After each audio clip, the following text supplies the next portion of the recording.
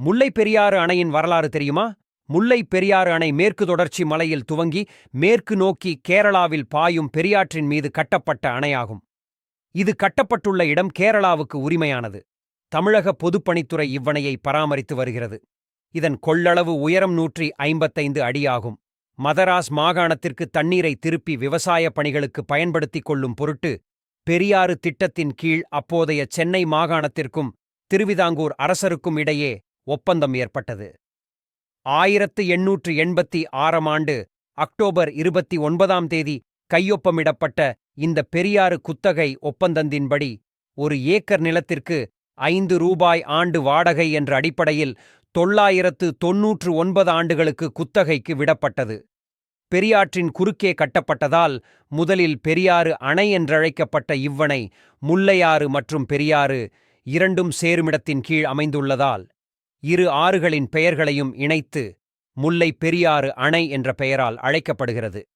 ஆங்கிலேயர் ஆட்சிக் காலத்தின் போது 1787 இராமநாதபுரம் மன்னர் முத்துராமலிங்க சேதுபதி தனது பகுதி மக்களின் பஞ்சத்தை தீர்ப்பதற்கு வைகையையும் பெரியாற்றையும் இணைக்கும் முயற்சியை மேற்கொண்டு தன்னுடைய அமைச்சரை வருசநாடு பகுதிக்கு அனுப்பி அங்கிருந்த மலைவாழ் பழியர்கள் மூலம் மேற்கு தொடர்ச்சி மலை வழியாக சென்று தற்போது இருக்கும் பெரியாறு அணை இருக்கும் இடத்தை கண்டறிந்ததாக கூறப்படுகிறது. ஆனால் அப்போதைய காலத்தில் போதுமான நவீன வசதிகள் இல்லாத நிலையிலும் போதிய பணமில்லாத நிலையிலும் திட்டம் கைவிடப்பட்டது. அப்போதைய காலகட்டத்தில் சுமார் 10 ஆண்டு காலம் நீடித்த தாதுவருடப் பஞ்சம் இருந்தது. இந்த பஞ்சத்தால் பல லட்சம் மக்கள் தங்களது வாழ்வாதாரத்தை இழந்த நிலையில் அப்போதைய ஆங்கில அரசு பெரியாறு நீரை தேனி, திண்டுக்கல், மதுரை, சிவகங்கை, ராமநாதபுரம் ஆகிய 5 மாவட்ட மக்களுக்கும் கொண்டு வருவதும் என ஒரு முயற்சி எடுத்தது.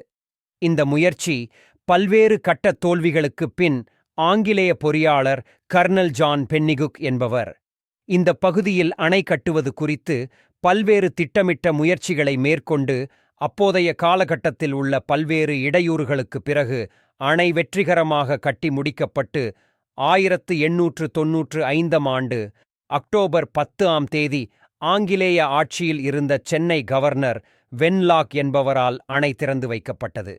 இந்த அணையின் பயனாக 5 மாவட்ட மக்கள் எப்படி முன்னேற்றம் கண்டார்கள் என்பதற்கு ஒரு வரலாற்றுச் சான்றாக தற்போதுள்ள மேலூர் பகுதி விளங்குகிறது. ஒரு குறிப்பிட்ட பிரிவினர் 400 ஆண்டுகளாகவே முன்பு அரசுக்கு கட்டுப்படாமல் வரி கட்டாமலும் இருந்துள்ளனர். அப்படி குடியிருந்தவர்கள் பகுதிகளுக்கு பெரியாற்று தண்ணீர் கொண்டு போனால் அவர்கள் திருந்தி விவசாயத்தில் ஈடுபடுவர் என்ற நோக்கத்தில் தண்ணீரை கொண்டு சென்றதும் விவசாயிகளாக மாறி அப்பகுதியைச் சேர்ந்தவர்கள் பண்பட்டவர்களாகவும் அரசுக்கு வரி செலுத்தியுள்ளதும் குறிப்பிடத்தக்கது.